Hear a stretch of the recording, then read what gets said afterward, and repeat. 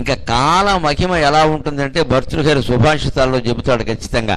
కాలానికో నమస్కారం, ఓ మహాకాలమా, నువ్వు చేస్తున్న ఘనకార్యాలు మేము ఎవరిని చేయడం లేదు అన్నాడు ఇక్కడ. బ్రహ్మాయేన కులాలవన్నియమితో బ్రహ్మాండ భండోదరి విష్ణుర్యేన దశావతార గగనే క్షిప్తో మహాసంకటే రుద్రోయేణ కపాలపాణిపుటకే భిక్షాటనం కుర్వతే సూర్యో భ్రామ్యతి నిత్యమేవ గగనే కాలాయ తస్మై నమః. కాలం ఎంత గొప్పది అంటే బ్రహ్మ విష్ణు మహేశ్వరులను సైతం రకరకాల ఇబ్బందుల పాలు చేస్తోంది. మనం అనుకుంటాం విష్ణుమూర్తి గుళ్ళోకి వెళ్ళి దండం పెడతాం, రాముడు కృష్ణుడు అందరి గుళ్ళల్లోకి వెళ్ళి దండం పెడతాం, మన కష్టాలు తీర్చమని అడుగుతాం. రామచంద్రమూర్తి వెంటనే మనం వెళ్ళిపోయాక సీతాదేవిని ఏం అడుగుతాడంటే, సీత మనం పడిన కష్టాల సంగతి ఏమిటని అడుగుతాడు ఆయన. వీడెవడో వచ్చి గంట కొట్టి వాడి కష్టాలు తీర్చమంటాడు. అసలు నువ్వు నేను పడిన కష్టాలు ఇంకెవడైనా పడ్డాడా ఇక్కడ? 6 నెలలు రావణాసుడు దగ్గర ఉండి నువ్వెంత యాతన పడ్డావు, నువ్వు లేక నేనెంత యాతన పడ్డాను. తెల్లారితే పట్టాభిషేకంలో సుఖంగా నువ్వు పట్టుచీర ఏం కట్టుకోవాలని నన్ను అడిగావు, మీ పుట్టింటి వాళ్ళు పెట్టింది కట్టుకోమని చాలా లౌక్యంగా చెప్పాను నేను. నువ్వు శుభ్రంగా సిద్ధపడిపోయావు, దానికి తగిన అంచు లైనింగు జాకెట్టు అన్నీ కూడా సిద్ధం చేసుకుని సిద్ధమైపోయావు. ఫ్యాషన్ డిజైనర్ కబురు చేసేసి వెంటనే బ్యూటీ క్లినిక్ కూడా కబురు చేసావు, మర్నాడు ప్రత్యేకమైన మేకప్ చేసుకోవాలని. ఇదంతా మొత్తం అడవిపాలు అయిపోయింది కదా తెల్లారేసరికి. మరి మనం పడిన కష్టాలు ఎవరన్నా పడ్డారా? వీడెవడు నా గుళ్ళోకి వచ్చి నా కష్టాలు పోగొట్టమంటాడు, బుద్ధుంతో వీడికి ఏమన్నా అంటాడండి ఖచ్చితంగా రామచంద్రమూర్తి. ఎందుకంటే ఆయన పడిన కష్టాలు మనం పడ్డామండి. పోనీ శ్రీకృష్ణుడు ఏదో పెద్ద వేణువు వాయిస్తూ గోవు పెట్టుకుని ఏదో ఆనందదాయకుడిలా కనపడతాడు, ఆయన పడిన కష్టాలు రాముడు కూడా పడలేదు. రాముడు కనీసం పుట్టిన తర్వాత 12 ఏళ్ల పాటు వైభవంగా నడిచింది. పెళ్ళయ్యే వరకు పెళ్ళయ్యాక కూడా బాగానే ఉన్నాడు. పెళ్ళయ్యాక 12 ఏళ్ళు కాపురం చేశారు. సీతాదేవి రాగానే వనవాసం ఏమి రాలేదండి. అలాగా తప్పు ఆవిడని కొంతమంది అంటారు తెలియక. ఆవిడ పాదం పెట్టింది, అడవులకు వెళ్ళిపోయి అలా జరగలేదు. ఇవన్నీ మన సెంటిమెంట్లు. రామాయణం చదవకుండా మాట్లాడటం. 13వ ఏట రాముడికి వివాహమైంది. తర్వాత సీత వ్యక్తురాలయ్యాక కాపురానికి వచ్చింది. 25 ఏళ్ల వయస్సు ఇచ్చాక రాముడు వనవాసానికి వెళ్ళాడు. అప్పటికి సీత వయస్సు 18 ఏళ్ళు. వీళ్ళిద్దరికి 7 ఏళ్ళు తేడా ఉంది. అంచేత ఆవిడ కాపురం చేసింది. ఆవిడ వచ్చాకే తర్వాత ఎప్పుడో వచ్చింది. మన అంచేత 18 ఏళ్ళు 25 ఏళ్ళు ఆయన, 18 ఏళ్ళు ఈవిడే ఏ కష్టాలు లేకుండా బాగానే ఉన్నారండి. తర్వాతే కదా వచ్చినవన్నీ, ముందు నుంచి ఏమి రాలేదు. కానీ కృష్ణుడికి అలా కాదు, దౌర్భాగ్యం. పుట్టిన వెంటనే సొంత మేనమావ 30 హత్యా ప్రయత్నాలు చేశాడు ఆయన మీద. మన ఎవరికైనా జరిగింది అలాగే? మన మేనమావలు అంతే, ఎంత మంచివాళ్ళు. ఒక్కడ కూడా కంసుడు లాంటి మేనమావ లేడు ఇక్కడ. మనం మాత్రం సెంటిమెంట్ ఎలా పెట్టుకుంటామంటే దారుణంగా. ఎవరైనా పిల్ల కానీ పిల్లాడు కానీ రోహిణి నక్షత్రంలో పుడితే మేనమావని కాశీ పంపేస్తారు. మేనమావ గండం ఎక్కడి నుంచి వచ్చింది? గండం అంటే ప్రతి పిల్లాడు మేనమావని చంపేస్తాడా? ఇదే మన పిచ్చి అంటే. చైతన్యానికి చేతస్థానికి తేడా ఇది. పురాణ ఘట్టాల నుంచి నేర్చుకోవలసిన చైతన్యం ఏమిటంటే, నాయనా ఒక్కోసారి నీకు బాగా దగ్గర వాడే నీకు శత్రువు కావచ్చు, జాగ్రత్త పడు జాగ్రత్త పడు. అది కృష్ణుడి కథ నుంచి మనం నేర్చుకోవాలి. మేనమామ ఏంటి భార్య శత్రువు కాకూడదా, భర్త కాకూడదా? పిల్లలే అవుతున్నారు ఈవేళ. పిల్లలకి తల్లిదండ్రులే శత్రువులు అవుతున్నారు ఒక్కోసారి భయంకరంగా. వాళ్ళ యోగక్షేమాలు పట్టించుకోకుండా వీళ్ళ స్వార్థాలు చూసుకుని వీళ్ళే శత్రువులు అవుతున్నారు. అంచేది ఎవరికెవరు శత్రువు కాదండి. సొంత మేనమామ కంసుడు కృష్ణుడి మీద హత్యా ప్రయత్నాలు చేశారంటే ఆ చరిత్ర విని మనం ఏం నేర్చుకోవాలి? బాబోయ్, అయిన వాళ్ళ దగ్గర కూడా జాగ్రత్తగా ఉండాలరా, కాని వాళ్ళు కాదు అని నేర్చుకోవాలి. ఇది చైతన్యం. చాదస్తం అంటే ఏమిటంటే కృష్ణుడి నక్షత్రం ఏమిటో కంసుడి నక్షత్రం ఏమిటో కనుక ఆ నక్షత్రం మనకు లేకుండా ఉంటే చాలు. అది కుదురుతుందా? ఒకటే అవ్వాలని ఏం లేదు కదా ఇక్కడ. ఇదే చైతన్యము చాదస్తము అంటే. నక్షత్రాన్ని బట్టి లెక్కలేయకూడదు. ఇక్కడ ఏవో నక్షత్రాలు ఉంటాయి, 27 నక్షత్రాలు అక్కడ మారేశారు, ఏం చేస్తావు అని అడిగి తలో పేరు పెట్టారు. ఇంక దాన్ని బట్టి ఇంకా ఓ విపరీతాలు పడిపోయి వాళ్ళ పెళ్ళిళ్ళు అవ్వట్లేదు చాలామందికి నక్షత్రాల కారణం. కొన్ని నక్షత్రాల్లో పుట్టిన ఆడపిల్లలను అసలు ఎవరు చేసుకోవట్లేదు. మూల నక్షత్రం ముఖ్యంగా. మూల మా అమ్మవారి నక్షత్రం, సరస్వతీదేవి నక్షత్రం. మూలా నక్షత్రం అమ్మాయిని చేసుకుంటే బోళ్ళు చదువు వస్తుంది, అనుమానం ఏమీ లేదు. సరస్వతీదేవి మీద నమ్మకంతో చెబుతున్నాం. మూలా నక్షత్రం సరస్వతి. మనకి సెంటిమెంట్ ఏమిటి? మూల అంటే మూల కూర్చోవడం. ఆ మూల సంస్కృత మూల, తెలుగు మూల కాదు అది. సంస్కృతంలో మూలా నక్షత్రం అంటే మూల పురుషుడు, మూల దైవం, అందులో లెక్క. మూలం అంటే ప్రధానం అని అర్థం అక్కడ. తెలుగులో మూల అంటే మారుమూల, ఏదో మూల, ఈశాన్యం మూల. ఈ మూలను పట్టుకెళ్ళి దానికి అంటకట్టాం. ఇంక మూలం మానేసి ఇంకో ఆ నక్షత్రంలో పుట్టిన అమ్మాయి ఏడుస్తూ కూర్చోవాలి ఇంకెక్కడ. ఈ నమ్మకాల నుంచి బయటపడాలి. దానికి ఏమిటంటే భర్తృహరి చెబుతున్నది, బ్రహ్మ విష్ణువు ఈశ్వరుడు చేతో నానా కష్టాలు పడ్డారయ్యా, వాళ్ళేమో సుఖంగా లేరు. బ్రహ్మాయేన కులాలవన్నిజమితో బ్రహ్మాండ భాండోదరే, బ్రహ్మదేవుడు చేసే పనికి కుండలు తయారు చేసే కుమ్మరి పనికి తేడా ఏమీ లేదని నిజం చెప్పాలంటే. కుమ్మరాయన కుండలు చేస్తాడు, ఇలా తిప్పి తిప్పి తిప్పి తిప్పి చాలా కష్టపడి ఇలా తిరుగుతూ ఉంటే మట్టి చెయ్యి అడ్డం పెట్టుకుని పాపం చాలా ఇదిగా పైన కర్ర పెట్టుకుని చాలా యాతన పడి చేస్తాడు. కొండ మీద కొండ, కొండ మీద కొండ, పచ్చి కుండలు బాగా ఎండబెట్టి బోర్లు ఇస్తాడు. వాళ్ళ మానవుడు రాత్రి పడుకుని తాపు దంతాడు, శ్రీమద్ రమారమణ గోవిందో హరి. వాడిని ఏమైనా పొరపాటును కొట్టేటంటే కూతురో కొడుకో వస్తాడు, నాన్న మా అబ్బాయిని కొడతావా అని. ఇప్పుడు చేసిన పని అంతా ఏమైంది? అలాగే బ్రహ్మదేవుడు కుమ్మరిలాగా ఇన్ని కుండలు, మన శరీరాలనే కుండలన్నీ ఆయనే తయారు చేస్తున్నాడు.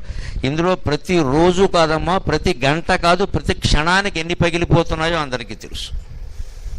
ఒక్క నిమిషం గడిచింది అంటే ప్రపంచంలో లక్షల మంది చనిపోవడం కాదండి, దారుణమైన వార్త. ఒక నిమిషం గడిచిందంటే దేశం మొత్తంలో 2 చనిపోతున్నారమ్మా రోడ్డు ప్రమాదాల కారణంగా.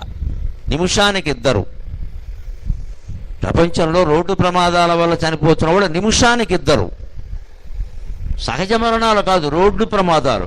రోడ్డు ప్రమాదాల్లో చనిపోయే వాళ్ళు ఎవరో మీకు తెలుసు. సహజంగా 18 ఏళ్ల నుంచి 30 ఏళ్ల లోపు ఉండే యువకులే ఉంటారు, యువతులు కూడా తక్కువ, యువకులే ఉంటారు.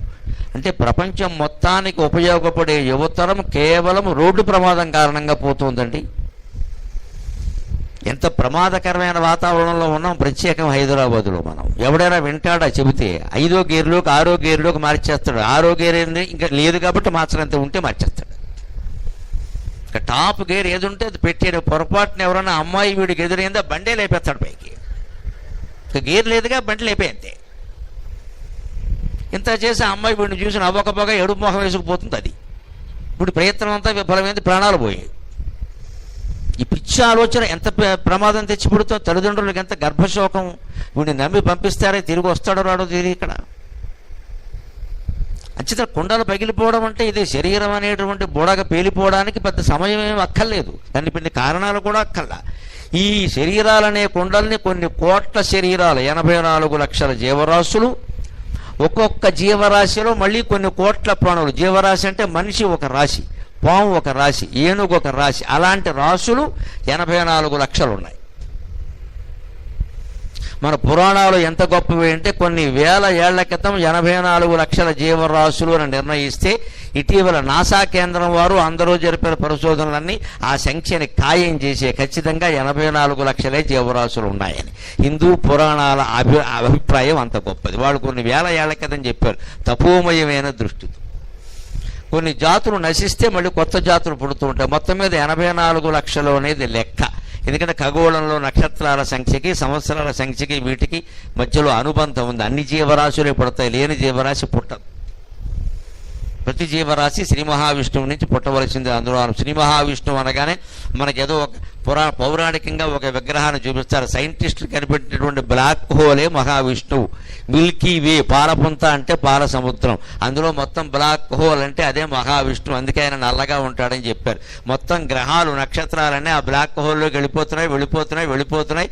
ఏమవుతున్నాయో తెలియదు, మరి ఇంకో వైపు నుంచి బయటకు వస్తున్నాయని చెప్పారు శాస్త్రజ్ఞులు ఇటీవల. బ్లాక్ హోల్ మీద పరిశోధన చేసిన స్టీఫెన్ హాకింగ్ సహా అందరూ చెప్పినటువంటి మాట ఇది. అందులోకి వెళ్ళిపోతున్నాయి కొన్ని కోట్ల నక్షత్రాలు, గ్రహాలు, మండలాలు వెళ్ళిపోతున్నాయి. అవి ఏమవుతున్నాయో తెలియదు, మళ్ళీ ఇంకో వైపు నుంచి బయటకు వస్తున్నాయి. బయటకు వచ్చే వైపు నుంచి లోపలికి వెళ్ళడానికి లేదు, లోపలికి వెళ్ళే వైపు నుంచి బయటికి రావడానికి లేదు, ఓన్లీ వన్ వే. అలాగే ఉంది బ్లాక్ హోల్ అని చెబుతున్నారు. మొత్తం బ్రహ్మాండంలో ఉన్న బ్లాక్ హోల్స్ మీద పరిశోధన చేస్తే సరిగ్గా మనకు విష్ణువు గురించిన పద్యం ఎలా ఉందండి? ఎవని చే జనించు జగము, ఎవని లోపల నుండు లీనమై, ఎవని ఎందుడిందు పరమేశ్వరుడెవ్వడు, మూల కారణం వెవ్వడు, అనాది మధ్యలయుడెవ్వడు, సర్వము తానయైన వాడెవ్వడు, వానిన ఆత్మభవుని ఈశ్వరుని శరణంబు వేడెదన్ అని కొన్ని వేల ఏళ్ల క్రితం వ్యాస మహర్షి భాగవతంలో ఏం చెప్పాడో, పోతన గారు తెలుగు భాగవతంలో ఏం చెప్పాడో దాన్నే శాస్త్రజ్ఞులు బ్లాక్ హోల్ రూపంలో నిర్ధారణ చేశారు. హిందూ ధర్మం యొక్క గొప్పదనమే అది. మన పురాణాల్లో, మన శాస్త్రాల్లో, మన కావ్యాల్లో ఏం చెప్పారో దాన్నే నిర్ధారణ చేస్తున్నారు.